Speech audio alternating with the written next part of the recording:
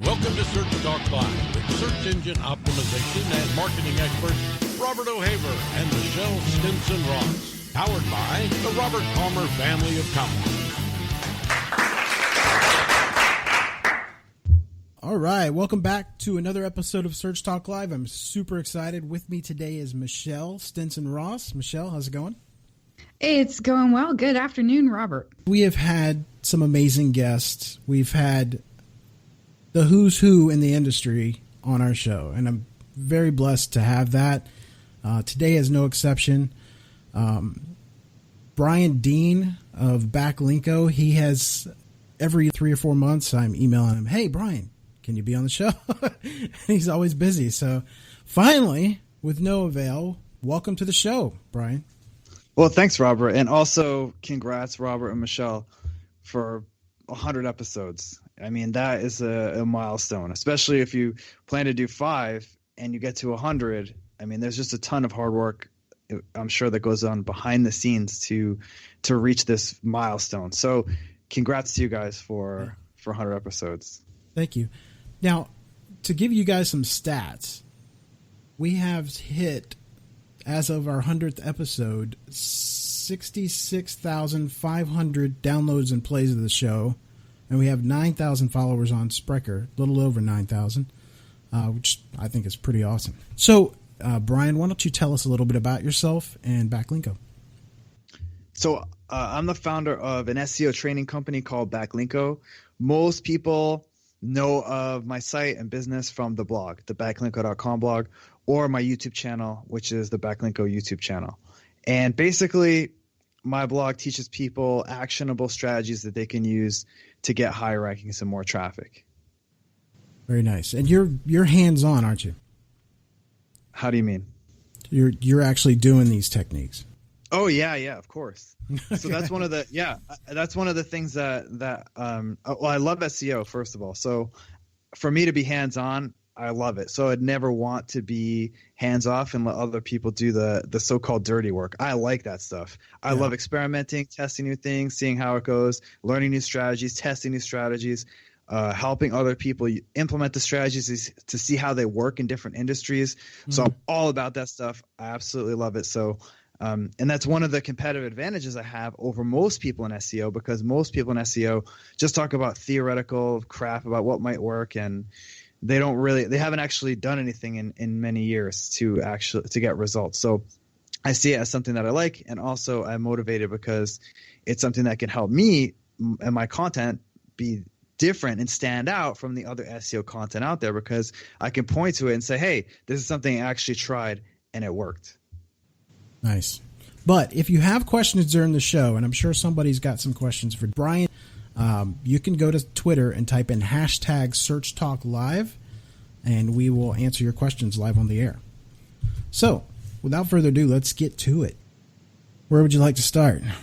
Let's talk about skyscraper. You can give us a... Oh, please, yes, let's talk about skyscraper. Okay. So, basically that started when... To give you a backstory on that, I had a client in the precious metal industry, which is kind of a tough one because it's super regulated. Content is tough to write about because like this guy sold gold and silver bullion bars and coins and stuff. So it's kind of almost for preppers, if you know that community. Not necessarily for preppers, but people who are kind of like disillusioned with paper money. They wanted this hard currency that they could get, because otherwise, you're not going to get a gold bullion bars just for fun. So it was kind of a tough audience too, because this audience was like into this prepper stuff, and I noticed the content out there about how to, like, if say you're someone who's like, hey, you know what, I don't believe in paper money, or the value's going down, or I want to diversify and have some real assets like in my house, in a safe or in a bank that I can get. There wasn't a lot out there between should I get a bar, should I get a coin? There's all these different coins. There's like old coins, there's new coins. It was hard. And I noticed that there wasn't anything that helpful in terms of getting gold and silver. So I started to look what was out there, and what did well was okay, but it was a good starting point if you didn't know what you're doing. But it didn't have everything. So I decided to take it to another level, and that did really well for that client. And I repeated that for some of my own properties that I had, not Backlinko, some others that I own. And it also did well. And logically, it makes sense that this should do well. You're basing your content off of what has already done well. So the 3-step process is basically you find content that's done well, you make it better, and then you promote the new piece of content. And it's one of the ways is I was able to get Backlinko to stand out in the early days, which, as you know, Robert, SEO is a competitive space. There's tons of people in it. Like you said, you interviewed 99 people before me. I'm sure they all started before I did in the industry. So it was hard for me to get my name out there. Mm-hmm. And one of the ways I did it was through the skyscraper technique. I just found what worked and improved upon it. And then I had this kind of like meta thing going on where I talked about the skyscraper technique and how it helped me. And that's one of the reasons that it became popular and well known. Very nice. Well, I mean, tell us some of the key factors in your skyscraper. I mean, obviously you're finding content that works already, but I mean, what else are you doing? Well, I mean, you're basically improving it, and improve is such a vague term. You know, improving could be anything.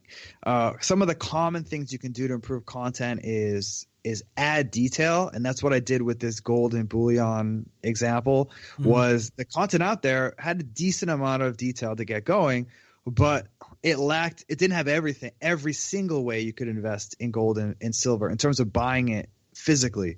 So I decided to expand on that and have that content so it's one-stop shopping. So instead of having to go to one post and then you got to go to another one to learn about another thing and everything, you have it all in one place. So being comprehensive is one of the easiest ways usually to create skyscraper content. Now, of course, it can get ridiculous. Like if there's something that has 100 tips, you create 500 tips, and then it's just stupid at that point. It actually doesn't add any value. It detracts. But in most cases, in most industries, there's a lack of good comprehensive content, and that's usually the best way to do it. You can also improve on the design of your content, which is something I don't see a lot of content marketers do. And this is something that Neil Patel from QuickSprout taught me when I first met him. Was, you know, there's a lot of content out there. Yours is good, mine's good, and one of the ways I can stand out is to actually make it better looking, make it visually appealing. And he learned that from his time at Kissmetrics, because when the Kissmetrics blog launched, they didn't really have a following. They're just getting going, and they did a bunch of infographics, and that really taught him that visual content can work well. The rub is that it's harder to create it. It takes more time and usually money to have a designer create visual content. But that's another way you can have yours stand out. You can also use more examples. So a lot of times you read content online and it's on the vague side. It doesn't have any meat. It doesn't have any details. It doesn't show you someone who's actually done it. That always tends to do well, both for SEO, but also for social media, because people love sharing stories and also real life examples. You can never go wrong with that. You can also add more, you can make it easier to read. So improve the readability.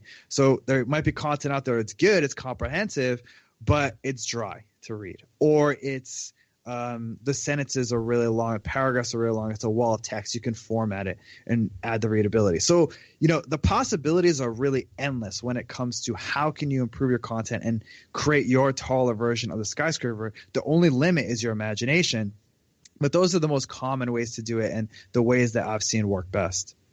Gotcha. So you're talking, so you don't have that wall of text. You're breaking it up with other content like videos or images and that type of stuff, correct?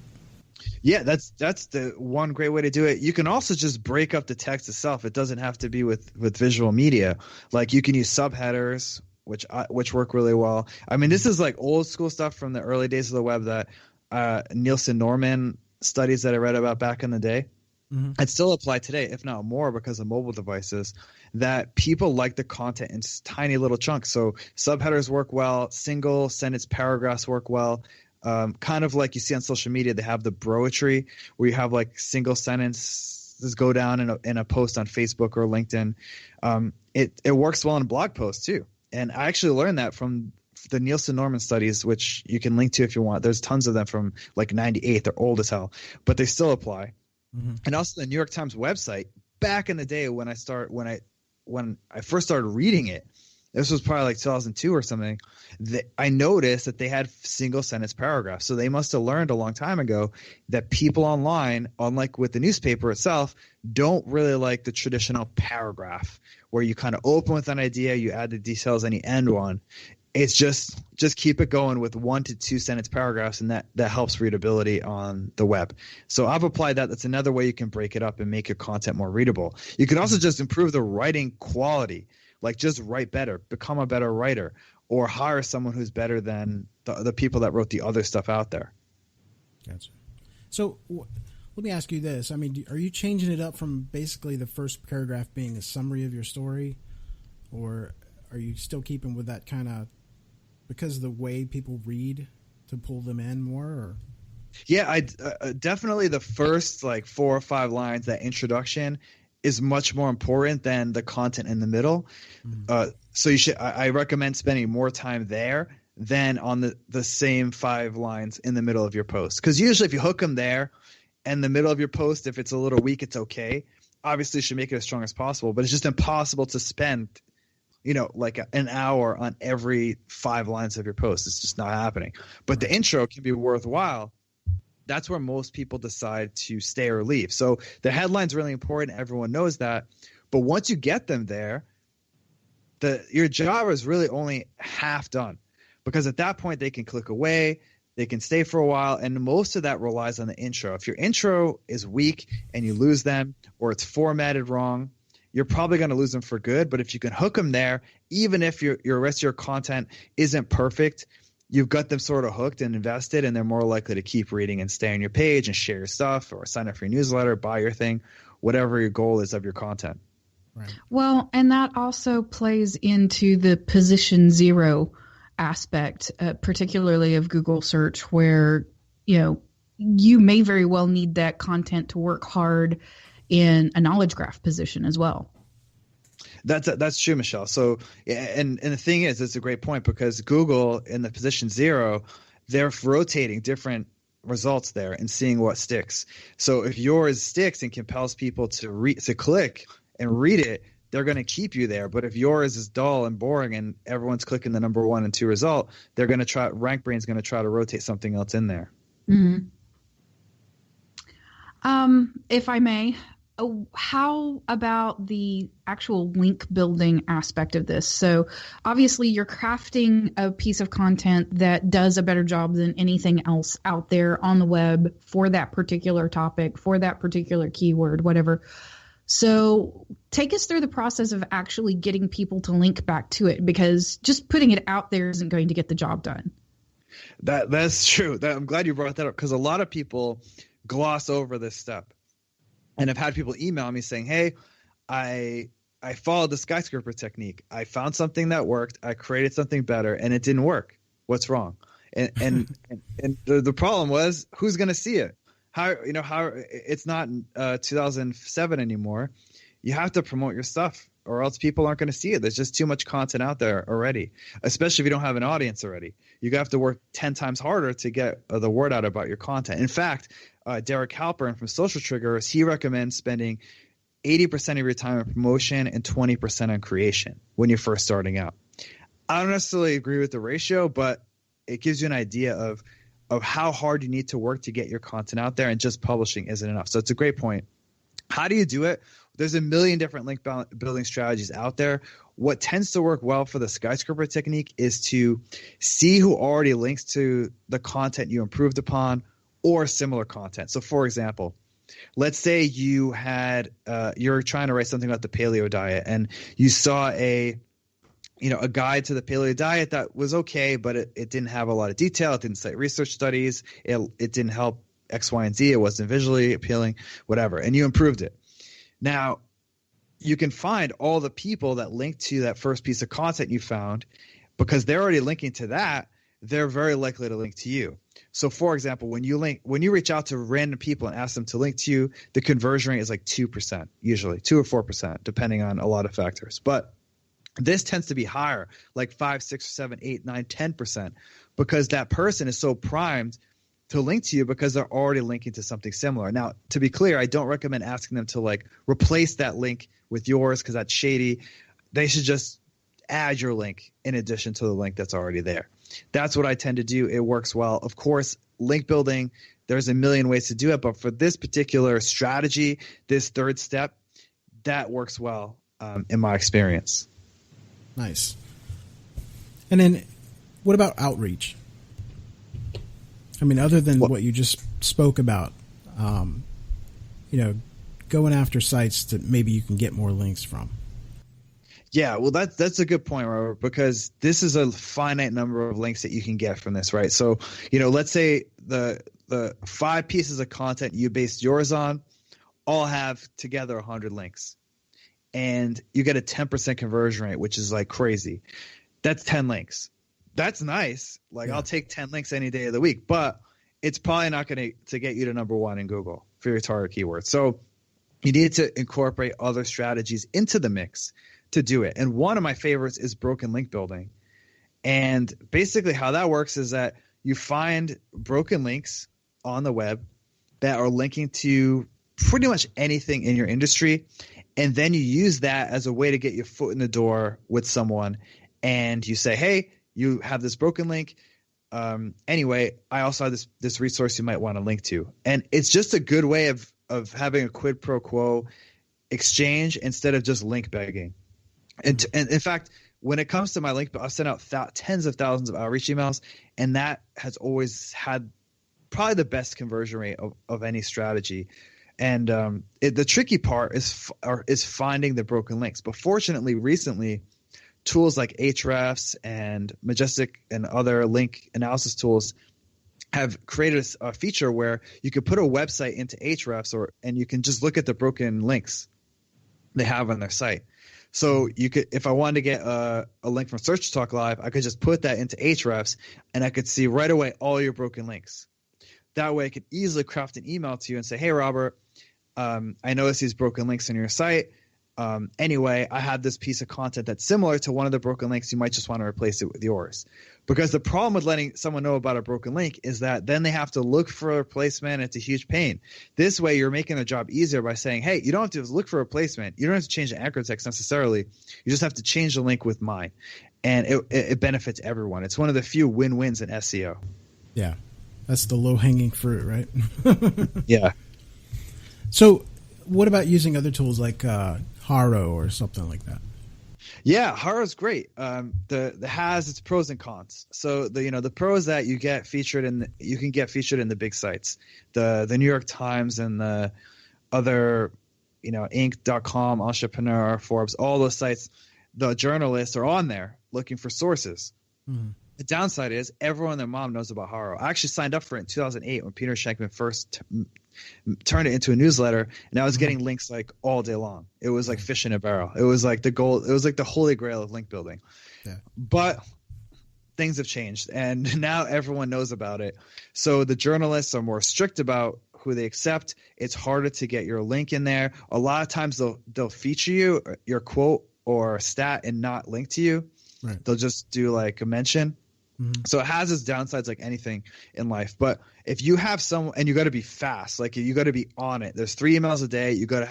You have to be there or have someone on your team be there to read through them right away, find one that's a fit, craft a response, send it over, and hope for the best. Now, there are a couple things you could do to increase the odds on Haro, one of which is copy and paste stuff, which journalists love. Because journalists are busy, they don't want to write for you. So if you tell them, hey, blah, blah, blah, I'm Brian Dean, I know a lot about SEO, let me know if you have any questions, it doesn't work. You got to be like, here's exactly the quote, including how you describe yourself. So I send it like this. I'm like, according to Brian Dean, the founder of Backlinko.com, and I put the quote, which usually includes a stat, which they also love. 80% of websites, blah, blah, blah. They love that because they can just copy and paste that in the article. It makes their life a lot easier, and it's another win-win. Nice. It's kind of like coming from a third party. Yeah, exactly. It seems like it. And it's less work for them because they're looking for sources, but they're also looking to fill up their article with content. So if you can provide that to them, they'll just copy and paste. Because the other people that email them are just going to try to pitch them, or they're not going to have a good pitch.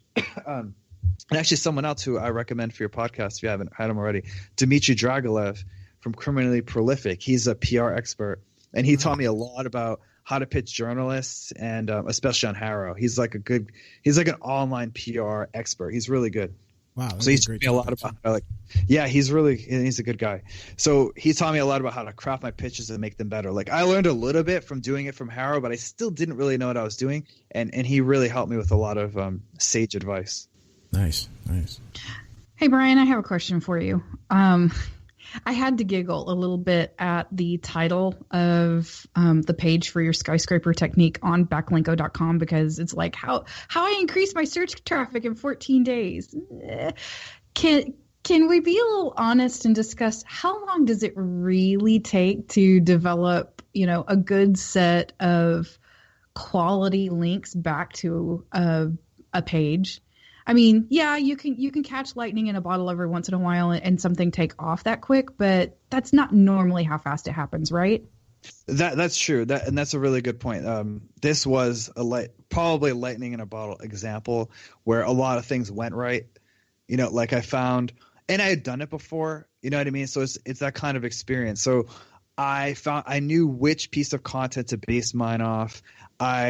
I improved it in the right ways. I reached out to the right people, and I knew all the little tricks, like the best time to send outreach emails to people, all that stuff. You know what I mean? It was like, it helped a lot. I wouldn't necessarily call it lightning in a bottle, but there's that element of course, chance in it, and also experience. So if it's your first time executing it, it's not going to double your search engine traffic. It also depends on where you're at.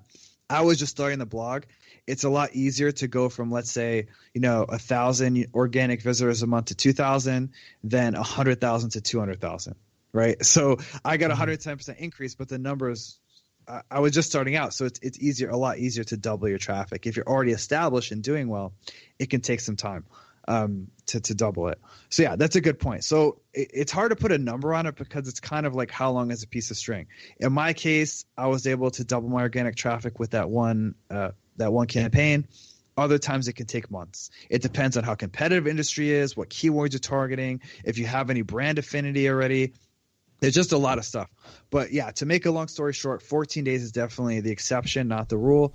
And SEO is generally a months, not years proposition. That said, a lot of agencies who don't do great work will say, hey, SEO takes months and this is why we're not getting results and blah, blah, blah. And, I'd say within like 90 days, you should at least see something. Of course, expecting to double your traffic in 90 days is not reasonable, but you should see a step in the right direction. If you don't see any results in 90 days, you're probably doing something wrong. Well Good said. to know. Yeah. Yeah, I was starting to wonder, Michelle, where you were going with that. Sounds like it's a good point because it can be. That's one of those things. I look at that headline, I'm going, that can't be right. Yeah. Well, it was what happened. So, but like I said, caveat one is like I was starting out, so it's a lot easier to double your traffic. Caveat two, I had a lot of experience executing it. So if you're just starting out, it's probably not going to go as well. But also, I was in a competitive industry, so it's a little harder to double your traffic. So that was working against me. But yeah, you're right. The doubling your traffic is not an expectation that you should have going into using the skyscraper technique or basically anything that a one-off strategy or campaign. So Brian, let's touch on something real quick for the listeners. Let's talk about the importance of having a mailing list. Basically, when you're starting out and you've built yourself up to be a known authority in the industry like yourself or something like that, how important is that? It's so important, Robert. And I wish more people in SEO talked about it. So I don't understand this, but everyone in SEO, they're focused on social media as like they have these kind of, there's SEO and then around it you have like content marketing, you have social media, you have some conversion stuff. But I don't hear a lot of people talking about building your email list. And when I talk to like the big successful businesses online, the big successful marketers online outside of SEO, it's all they talk about. Like when I go to conferences that aren't SEO conferences and I talk to people, all they're talking about is building their email list, what to send to their email subscribers, how to convert the email subscribers. Like everything in their business is about email. Yeah. And maybe because it's old, it's not interesting to people anymore compared to Snapchat or whatever the new social network is. But from anyone that has worked with a business that's had an email list, and if you compare it to social media, it's a joke. You know, it makes you just want to delete your social media accounts because there's garbage compared to email. Like, it's not even close. It's 20 to 1, 50 to 1 in some cases. It's not even remotely close. Social media has its place, don't get me wrong, but nothing beats email. And people in SEO underestimate the power of email when it comes to SEO, because you know, when you publish a piece of content, like we were talking about before, it's not easy to get eyeballs on it. You know, there's a lot of content out there that came out. According to WordPress, just WordPress sites, powered sites alone, 2 million blog posts come out every day, which is crazy. That doesn't include like tweets and Facebook posts and LinkedIn updates or whatever they're called, and YouTube videos and all this stuff. I mean, your competing against a lot of content. And one of the best ways to get eyeballs on it is an email newsletter that you can send out and say, hey, I have this new piece of content. You might want to check it out. And it's another great win-win because your subscribers are getting great content. They're also seeing it, and they can share it and distribute it around, which is way better than using Facebook, you know, boosted posts or Outbrain or all those other services. Stumble Upon. I hear SEOs talk about this stuff all the time, and it's nice. It can help a little bit, but email list is like a superpower. And that's not even talking about sales. If you want to actually sell stuff, forget it. It's not even close. Just in the world of content promotion and SEO, it's way better. Then when you want to sell stuff, it's, you know, there's basically email and everything else. Yeah, I mean, you're building an audience and you're building trust in your brand or your, you know, for example, Backlinko. I first originally discovered you through YouTube, running because of, you know, I consume a lot of SEO and all this other industry content, and I was really impressed. So, you know, it's similar to, you know, hitting that bell so that every time something new comes out, you get a notification. Exactly. It's a great analogy. So, you know, the bell is cool because people know when you post something, but you can't control the messaging that well. And, correct. You know what I mean? In the email, and for example, last week I sent an email. It didn't even promote anything. It was just like a good story and a case study of how to improve your traffic. And it's just like a goodwill thing to send to your subscribers. And when you do that kind of stuff, it separates you so much from other people that are spamming people when they sign up for the newsletter that it could work great. So yeah, for me, I focus on the newsletter a lot and building the email list, but not just building it, but also helping build a relationship with the people on your list. It's hard as the list gets big and people email you can't get back to everybody, but in terms of just sending them good stuff and setting expectations that I'll send you good stuff. Also, it's, you know, Backlinko is a business. I will offer, you know, premium training products now and again. That's part of the deal. And because I've been so upfront with people, it doesn't seem like a bait and switch when I ultimately sell something. So yeah, of course we can talk about sending good stuff, and you should do that, but you should also be upfront with people and otherwise it seems like a bait and switch if you're saying them good content and then all of a sudden you sell something. Sure. But I mean, it goes back to, don't just sit there and sell because you'll run them off. You know, absolutely. You also get spam complaints and deliverability problems. Like, no good can come from that, and you're probably not going to sell that well anyway. Because the thing about email, one of the downsides of email is that it's hard to remember that these are people on the other end of the emails that you send out.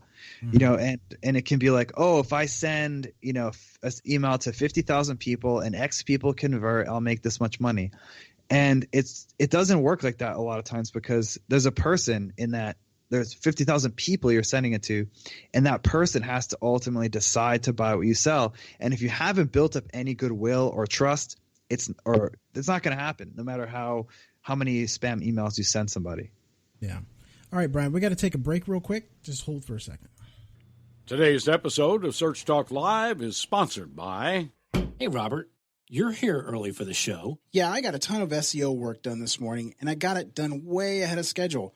Couldn't have done it without Ahrefs. Yeah, so much easier than using multiple programs and having data in a bunch of different places. Plus, being able to see what is holding a page back from ranking in Ahrefs is so much faster than picking through each part myself. Oh, yeah, I agree.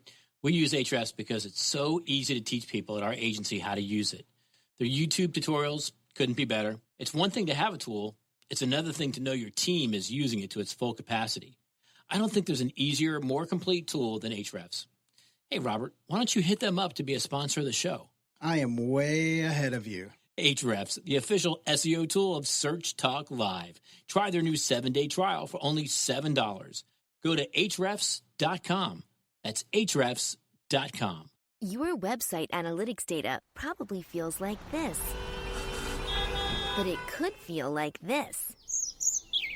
Making sense of all the website data available to you hasn't been easy until now. Smilelytics transforms your website analytics data into easy-to-understand, memorable photographs. You pick your own photo theme. Smilelytics. S-M-Y-L-E lytics. Like analytics. Only happier. And it's free at smilelytics.com. Want to know how your website is doing? Get the big picture with pictures. It's the easiest and most enjoyable way to understand your website data. No charts, no graphs, no cost. Sign up today. Smilelytics. S-M-Y-L-E lytics. Like analytics. Only happier at smilelytics.com. Learning a lot from Search Talk Live, but don't know what specific SEO actions you should be taking on your website? Or maybe you've tried to implement SEO on your website, but haven't gotten the results you were aiming for. We've all been there. That's why we here at Pixel Cut Labs created the SEO Project Planner. It's a one-time project where our SEO team runs a full site crawl, overlays data from leading SEO tools, and manually audits every page on your website. We'll use our findings to craft a strategic plan that covers everything from your link building strategy to page-level technical SEO and content recommendations. The project planner is perfect for businesses that are serious about SEO and want to hit a home run by leveraging our proven SEO strategy. To learn more and to see pricing for your project, visit pixelcutlabs.com/STL or text STL to 31996. Pixel Cut Labs. Welcome to page 1. Get your questions in on Twitter. Type hashtag SearchTalkLive and your question. Now back to the show. All right, we're back. And remember, you can go to Twitter and type hashtag SearchTalkLive, but now we're going to go right into it. I'm seeing a lot of results with, like you were saying, with the long form detailed content. What are you finding are the factors there other than obviously good content? Yeah. It's you mean the factors like why it works? Oh man, it's hard to say. I think it's a lot of things. I think one of which that's probably not as big anymore because more people are doing longer content is this awe factor. So, many years ago, Jonah Berger from the University of Pennsylvania did a study of the New York Times most emailed list, and he basically found that articles that elicited a strong feeling of awe, like AWA, tended to get shared more often. There's something innate in human psychology where when we see something awe-inspiring, we tend to want to share it instinctively. And he found that. So I think with the longer content, a lot of times you see it and you're like, wow, this is amazing. That alone can make you more likely to share it. I also think just like having so much information in one place is one of the factors. So, like Napoleon said, quality has a quantity all of its own. It's kind of the same idea. Like you just have that much in one place, it tends to elicit some sort of reaction from someone. I think also there's some technical stuff involved, like SEO is a big part of our like user experience signals, which is how users interact with the search results. So someone clicks on your result and they bounce right away. It's probably not a good signal. It may not be that Google uses just that signal, but along with other stuff, it can inform them and say, hey, this is a bad result. Or if someone spends a long time on a result and doesn't tend to bounce back, this is a good result. And longer content just naturally makes that dwell time, which is how long someone spends on your page, a bit longer. There's just more to digest on the page. And also maybe links. Longer content elicits that feeling of awe. It looks like a lot of work went into something. And also it is actually more comprehensive. It's not just words, if it's not just a bunch of gibberish, people are more likely to link to it too. So I think it's just good all across the board. Of course, there are certain keywords where it makes sense to do the opposite and just be super short and brief and give someone the answer to their question. But in a lot of cases, most keywords that you need to describe a process or help someone answer a question, a lot of times the longer stuff works better. And those are some of the reasons why. So You know, what blows my mind, and it works, so I guess we can't question it, but mobile, you would think long-form content on a mobile device is not really, you know, a good experience. I love it when you're thinking the exact same thing I am, Robert. Yes, please, Brian, answer this question. You guys are so cute, by the way. Well, honestly, it's one of those things where you can't necessarily explain it, but it's true. I think it depends. I think it's less dependent on the device than the query. The keyword is ultimately the most important thing, because people a lot of times search for different stuff on their mobile device than on their desktop. So when you're on your desktop, a lot of times you're doing like shopping, let's say. People still don't shop on their phones that much, according to a lot of industry studies. They'll do a little bit of research, but they won't actually make the purchase. So a good example are like reviews or comparisons. So if you're looking for a drone, for example, you know, you might want to read some reviews, and, you know, 200 words is not enough to tell you which drone to get, because you got to think of factors like price, durability, battery life, camera, all this stuff. And it just requires a lot, which would be more likely to be on a desktop versus like, you know, best cafes in New York City. If you're on the street, you might want to just look at like 5 cafes, each description's, you know, 50 words, boom, you're good to go. So I don't necessarily think longer content is great for mobile, but even in mobile search results, longer content ranks better. So there's probably just in general, longer content does better. Whether that'll be the case in, you know, years from now, I have no idea. But right now, in general, it works better for most keywords that I've looked at. So it's kind of, if it ain't broke, don't fix it. Yeah, it's definitely counterintuitive, but it's counterintuitive even from a desktop, because I've always read from people that, forget mobile or desktop or tablet, people online have short attention spans. They don't want to read long stuff. Sure. They hate long content. They want brief little tweets, right? But when it comes to actual reality and testing, longer content does better. So as counterintuitive as it is, and it definitely is, it works in most cases. Not to say every piece of content needs to be, you know, X number of words, or it even needs to be long, but it's something to at least consider if you're only producing shorter stuff. I think that you kind of got around to it in saying that it really does depend on what question you're trying to answer. What is it that you're trying to do in service of the user that's actually reading it? And my rule of thumb for content writers that I've worked with over the years is like, look, whatever your topic is, explain it as fully and as carefully and as comprehensively as you can. If it's a really easy bit to answer and a short answer will get the job done, then we're going to give a short answer. But if this is something that's complicated, that there's lots of things to consider about it, it really does depend on the topic. And you're right, it depends on the intent of the query. Am I asking for something that I intend to get a quick answer, move on with my life? Or is this something that I'm in research mode and I want to educate myself about? Those are considerations that need to be taken when creating the content. And I really feel like for us, and typical of what I've worked with over the course of the years, has been, let's make sure that we're just serving the public that's asking about this particular topic or delving into this particular topic, that we do a good job with the topic and let that guide how long the piece is. Yeah, that's well said. Definitely. So, Brian, let's get into this. Let's talk about some tools that you like to use when writing content. Well, when writing content, I don't really use many tools. I've seen some tools that, you know, that try to help the writing process, and I'm not talking about like, I don't think you need to be like Jack Kerouac and type on a typewriter and stuff like that, or go to a mountain and write your content. I'm not trying to get like all hippie on you, but I don't think tools help the writing process that much. In terms of keyword research, yeah, of course. In terms of optimizing your content, sure.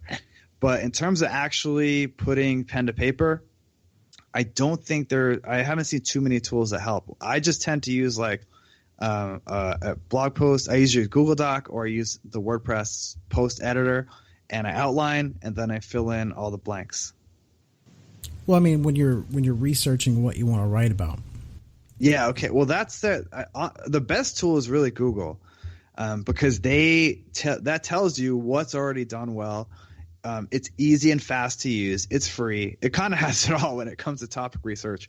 I don't just use Google, but I definitely use that to find topics that have done well in the industry. Also, just to get a general sense of like what's out there versus what's not, because it's one thing to take something that's already done well and make it better, and that works. That's the skyscraper technique. It works, but you can also just create something totally different, because if the 9 results are already good, it doesn't really, or great even, it doesn't make sense to make it 5% better. It's not going to help you versus creating something totally different.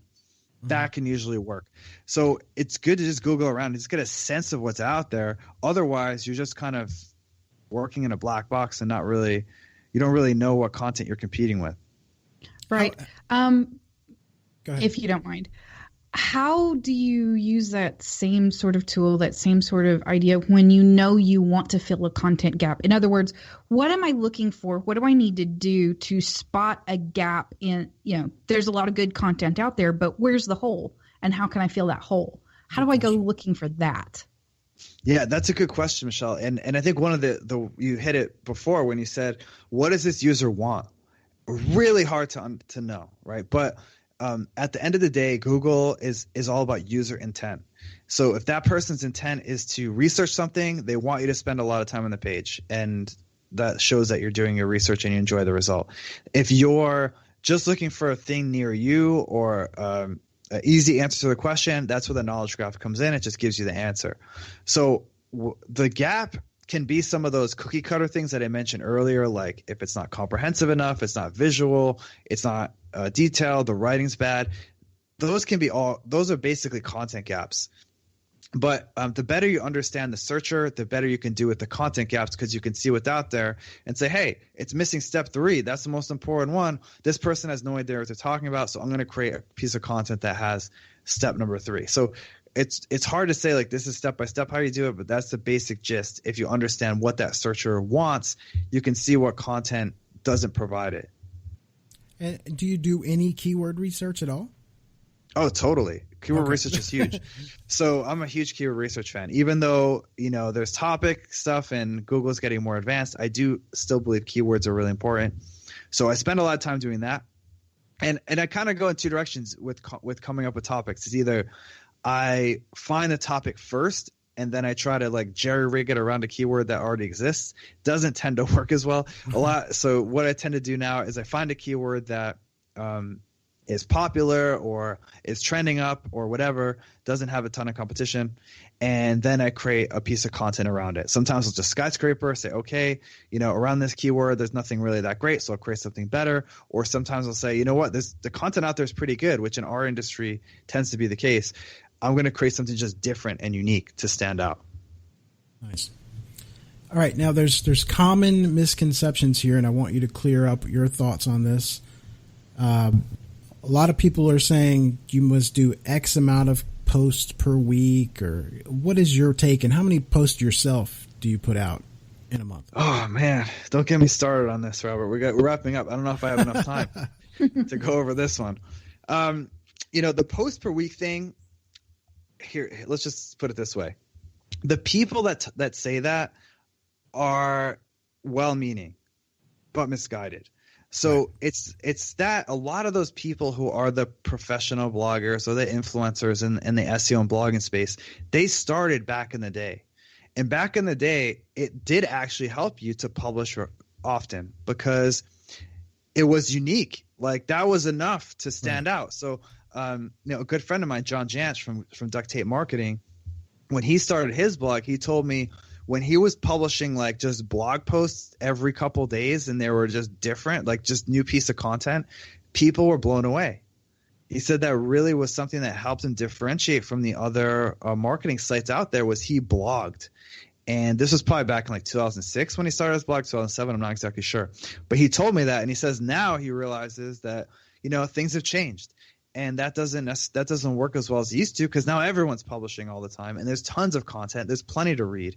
Back then, there wasn't that much to read. If you remember the early days of the internet, like I used to go to ESPN and they'd maybe have a couple new articles a day, but that was it.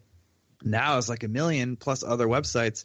So it doesn't really help you because it's not an advantage. It's just everyone else is doing it. And I think that also Google did have something in the algorithm, like a freshness update. Some people call it the caffeine update, where they preferred sites that did update all the time because this was something that they probably found that users liked. So they had a preference for that. But then, like most things in SEO, we ruined it, and there were like people just publishing spam all the time. There are auto blogs that would automatically publish stuff that was like robot written, and they took that out.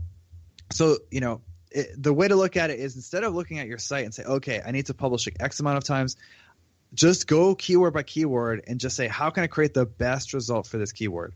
How can I make someone searching for this say, wow, this is the one? Because Google is getting better at measuring that. And the better you can do that, the better off you're going to be. If you can do that every day, more power to you. Do it every day. If you can do it once a month, that's fine too. If you can do it once every 2 months, it's totally fine. It's better to do that than to just publish for the sake of publishing, because I know people that have done that recently, and it just does not work. It's like we talked about earlier. It's hard to get your content to stand out.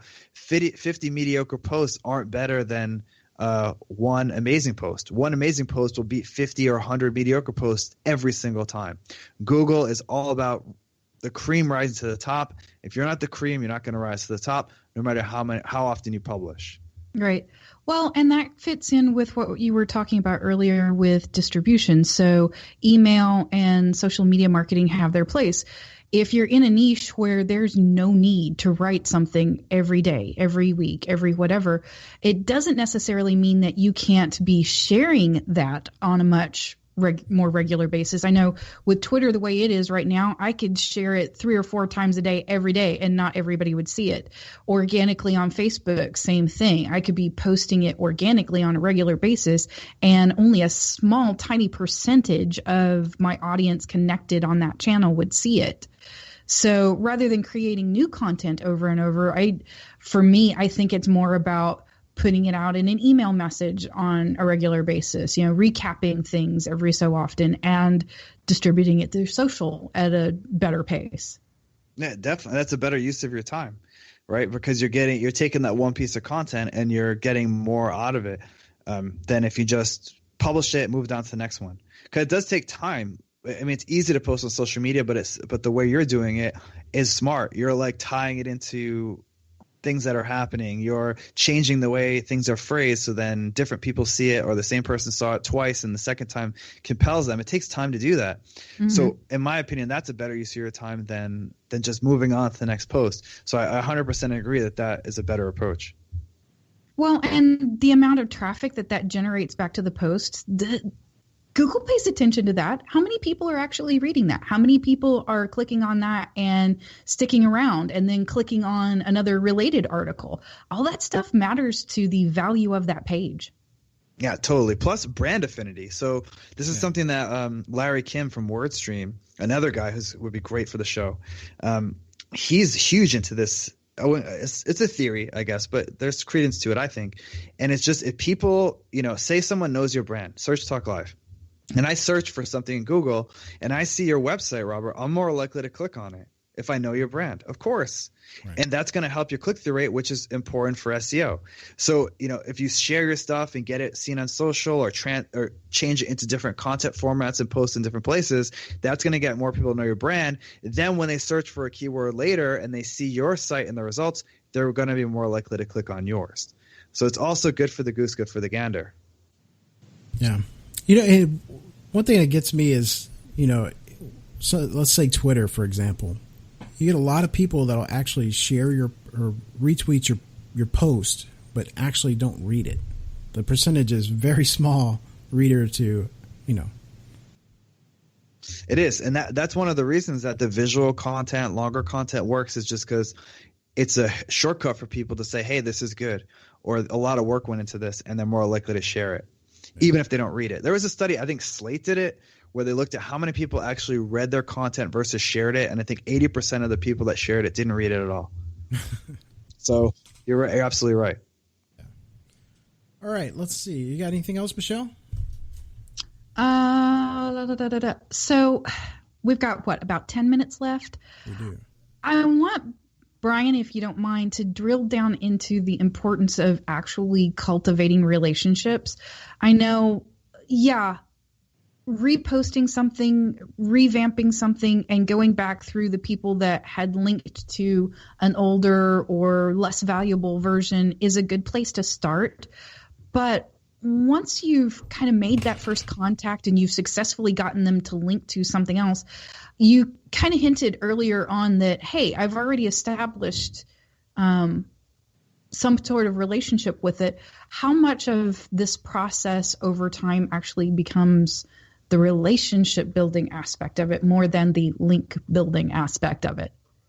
I would say some. It's kind of a mix. So it kind of depends if you hit it off with the person. Like, I've worked with people. I've found people I work with that I reached out to them from cold email for a link pitch or something, and we ended up working together on something, or we're friends, or we met up at a conference later, and that was the spark that we got to talk, and we ended up having beers.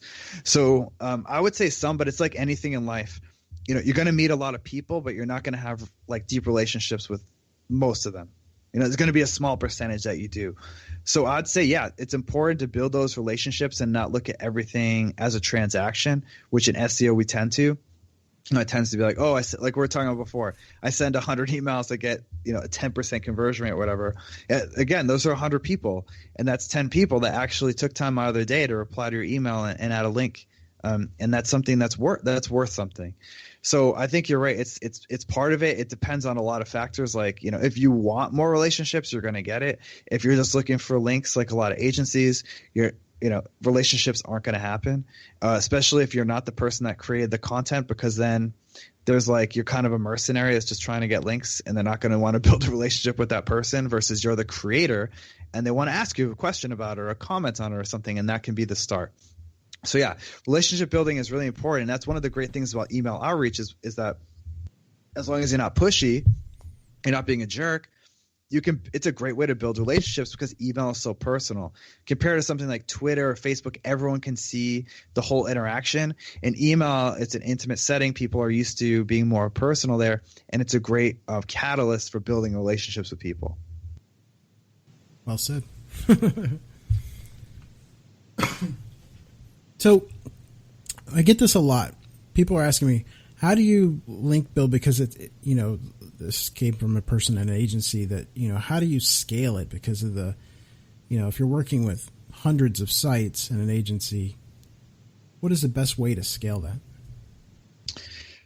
I don't know. I have two minds about this one, honestly. I'm not as definitive as some other stuff we talked about today. Part of me thinks don't scale. It's like I was reading today in the book Tools of Titans by Tim Ferriss. He interviewed one of the best chefs in New York City. He had a restaurant that 20 years ago was considered the best restaurant in the world. Now it's again, and it's always in like the top 5. And he has this run of 20 years of being in the top 5 restaurants in the world, which is just incredible. And he said that one of his secrets is that he only has one location. If I had 2, it wouldn't be the best restaurant in the world anymore. And then if you extend that to 3 or 4 or 5 or 6 or 7 restaurants, the quality diminishes with every new location in a way, especially after that first one. And I think it's the same with link building, because that relationship piece is important, the personalization piece is important, and it's not, and you can scale it, but there's a line you cross very quickly that basically is spam. So I would say, like, if you're an agency with 100 clients, you should know how to do. You should be listening to a podcast. Listen to my advice on how to scale outreach. You should have that down pat. If you don't, stop listening and go figure that out, because I'm not going to be the one to tell you. Because I ran a little tiny boutique SEO agency. We had a few clients, and I had my own properties and stuff. But it was not doing 100,000 outreach emails a month or something crazy like that. So I would say, like, don't scale. The other side is the other answer is, if you do want to scale, and you get into the nitty-gritty of link building, you'll discover that like 90% of it plus is a lot of grunt work, like finding pages to get links from, finding the place where finding the person to contact, finding their email address, drafting the email. All that stuff's like pretty easy to outsource or automate. Then there's that last 10%, which is the personalizing the email, maybe building a relationship with somebody, and that's that can help you scale a lot, because if you have the same person doing the personalization as finding the person's email, it's a lot harder to scale because that person is probably expensive to have on your team, versus something that you can do it cheaply. Sometimes outsourcing or even automating in some cases. So I look at that 90% and just work on making that as efficient as possible. And the last 10%, keeping that as boutique feeling, as personal feeling as you can. Very good. So I want to thank you for being on the show, man. It's been an amazing. I'm glad you finally got to be on. No problem. I'm honored. It's great. Episode 100. It was great to be here. So, Michelle, anything you want to add before we close up? I would only add that while you're thinking about getting backlinks from the rest of the internet, don't forget to make sure that your linking structure within your website is also top notch. Yeah. And make sure you email Michelle. No, I'm just kidding. Yes, please reach out to me. I am all over the internet. Just come talk to me and we can go into this much further. Send those link requests to her. No, I'm just kidding. Yeah. So Brian, so people that want to listen to you or watch your videos, where can they go on YouTube? Well, the best way is just to go to the Backlinko YouTube channel. If you go to YouTube and search for Backlinko, you can find it, and then you can subscribe from there. Okay. And your website is backlinko.com. And Twitter? At Backlinko. There's a theme here. It's pretty easy, yeah. Yeah. Yay, Brian has branding down. You can say that. All right, Brian, thank you so much for being on. And our 100th episode, we have completed it. Okay. Thanks, Robert and Michelle. Yeah. Thanks, everyone, for listening. I want to give a special shout out to people in other countries, because apparently we're really popular in the United Kingdom, Canada, Australia, Sweden. I know one of those people in Sweden. Germany, Poland, Denmark, France, and India. We're listened to all over the place. But surprisingly, UK being the smallest of all of them, is 6.5% of our listeners. It's pretty incredible. So thanks for listening, guys. Thank you for your support. 100 episodes. Michelle, you got something you want to add? I think that does it. Congratulations on 100 episodes, and let's do 100 more. Yeah, definitely. Thanks, guys, for listening. We'll see you next week. Bye-bye. Oh, and by the way, next week we have Joost de Valk, creator of the Yoast plugin. I'm sure some of you have heard of that, right? See you next week, guys.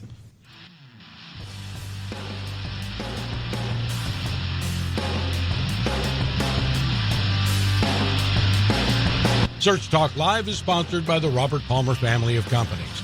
If you have questions for Search Talk Live, or you're interested in being a guest or a sponsor of the show, email Robert at searchtalklive.com. That's searchtalklive.com.